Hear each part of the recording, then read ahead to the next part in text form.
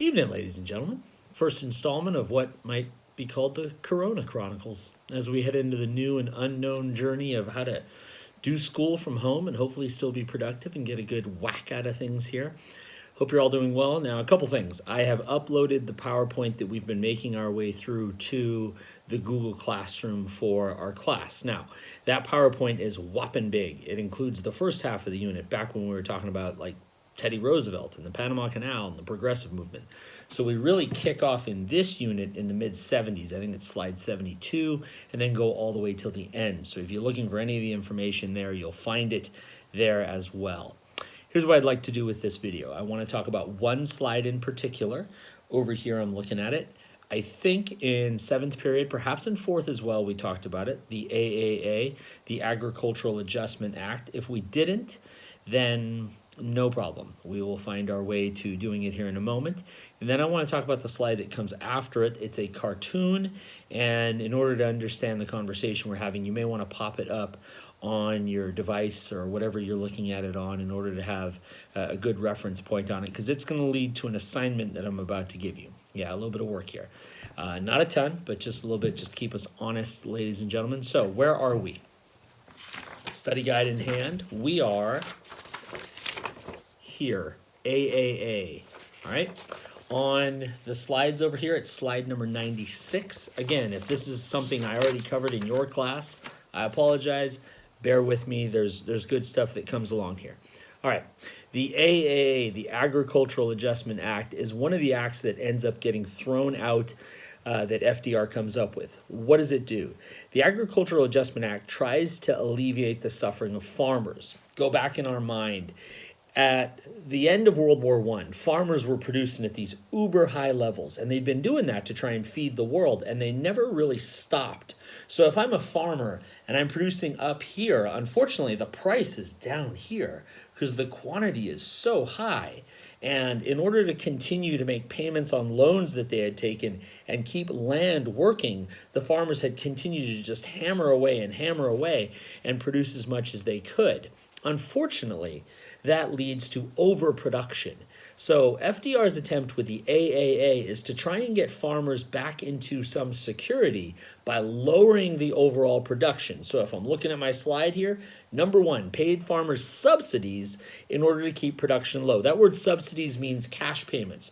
So Farmer Craig, with your nice flannel on, Farmer Craig, I'm going to pay you to farm only half of this field, right? So you're going to farm some alfalfa, maybe, for instance, and on this half of the field, I want you to grow alfalfa.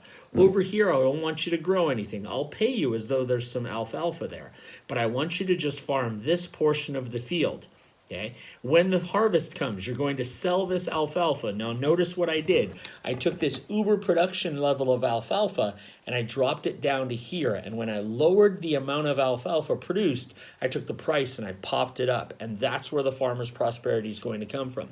So the AAA paid farmers not to farm a certain level. Sometimes they would even pay them to farm a crop and plow the crop under. Basically go through the whole process, buy the seed, use the fertilizer, the chemicals and whatnot in order to keep those industries going, and then completely mow the thing under in order to assure that the farmers didn't produce too much. So when I drive down the level of production, I should drive up the price. That's the goal of the AAA. Now, in 1933, when it starts off, they destroy a whole bunch of excess crops, and whoo, does that cause some controversy? Because really, this is a time of poverty. It's a massive time of want around the United States, and here they are driving people away from food that they might be able to eat. So when I'm looking at problems, waste in a time of poverty, absolutely, that's something that FDR is going to have to answer for, and not something that's really great looking on the resume. But if I'm FDR, here's what I say to you. Farmers need this help. How else do I drive prices up? People aren't going to be able to simply drive it up unless the market demands that happens. And the way I do it is that I reduce the overall production. And it's also, I note here that it was ruled unconstitutional in 1936. This is going to become a big theme for Roosevelt. Roosevelt's dealing with a very conservative set of Supreme Court justices. If I can take a wee bit of a wander with the information, think of this. The president in 1920 all the way to the president in 1932, those are Republicans. You go Warren Harding, Calvin Coolidge, Herbert Hoover. And over the course of the 12 years of the 1920s and early 30s, those Republicans had stocked the Supreme Court, like you would, with a group of conservative big business Republicans whose idea was that the government's role should be this much and big business's role should be that much. And big business should really call the shots. So all of a sudden, here comes Roosevelt with this notion of government involvement in the economy, this Keynesian approach we talked about the other day, and that is not going to sit well.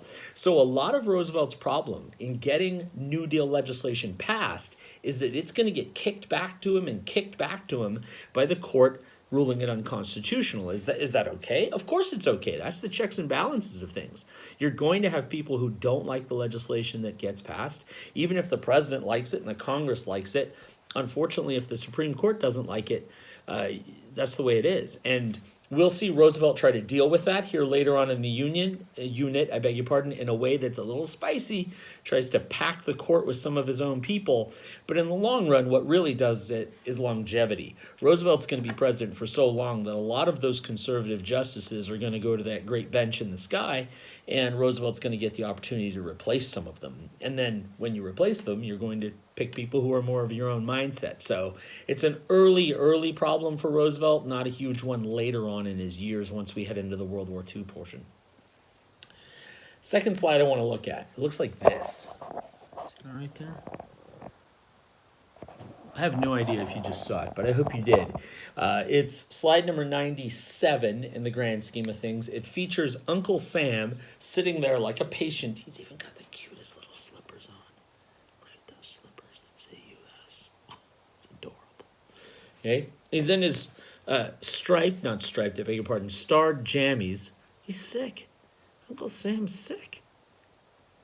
He's got the Great Depression virus. Bad stuff. Now, unfortunately, FDR and Congress are not practicing social distancing. I think that's a penalty flag on the play. 15 yards for no social distancing. But back to the point. FDR, that's FDR in the middle. You can tell by the cowboy hat. FDR has a bag, like an old school doctor's bag, and it says New Deal Remedies. And then you have Congress reduced to the role of nursemaid, right? Look how meek Congress is there. Almost folded over, right? This is not a Congress that has its shoulders pressed back and is a firm hold for the legislative branch against executive privilege. And Roosevelt is saying to the nursemaid, of course, we may have to change remedies if we don't get results. And Uncle Sam has in front of him an absolute buffet of New Deal programs in little bottles. The cartoon is trying to say to us that Roosevelt is just trying to medicate Uncle Sam with everything he possibly can. We've talked about that Roosevelt has got all of these programs, and to an extent, he is just throwing programs at the American people, hoping that they work.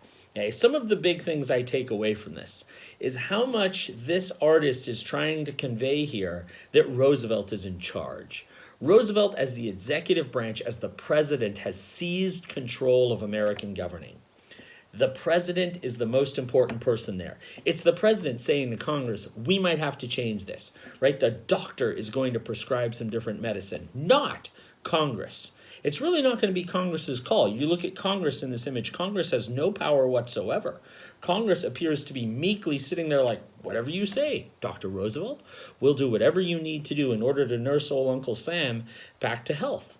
So the overall perspective of the author is to comment on the power that Roosevelt has grasped, the overall control of the government that Roosevelt has. Okay? The author also, or artist, I should be saying here, the artist also wants us to notice all of those different remedies that Roosevelt's put out there, and that Roosevelt doesn't necessarily have a great clue as to what he's doing, right? It's not as though the doctor walked in, saw the patient, I know what's wrong with you, and gave him the one medicine. That's not it. Okay? And everything was cured. That's not how it worked at all. The doctor walked in and was like, I don't know. Try this, try this, try this, try this, try this. You know, put all your change in your left pocket. Double knot your right shoelace. That'll do it, boss. That'll cure it in a heartbeat. Okay? All of those sorts of things are a sign that Roosevelt doesn't have a clear philosophy of cure here. It's simply hope, and we'll see how that goes. Here's what I want you to do for an assignment, ladies and gentlemen. I want you to go to a search engine. Let's call it Google. I want you to type into said search engine. Let me see the combination of words I used here. Political cartoons, comma, FDR, comma, New Deal. And then go to images, and you're going to get dozens of these things. I want you to pick one. I want you to pick one of these images, and I want you to address a few questions about FDR and the New Deal through the cartoon that you pick. When you send me your answer, I want you to send me a picture of the cartoon, so cut and paste it if you would, please, and then answer the questions as well. So I'm going to put that assignment on Google Classroom. I'm going to be due next week. I'm going to put that out there for you. I will continue to make videos about this unit. I'll upload those, I beg your pardon, later. If there's anything I can do for you, let me know, ladies and gentlemen. Otherwise, holiday out.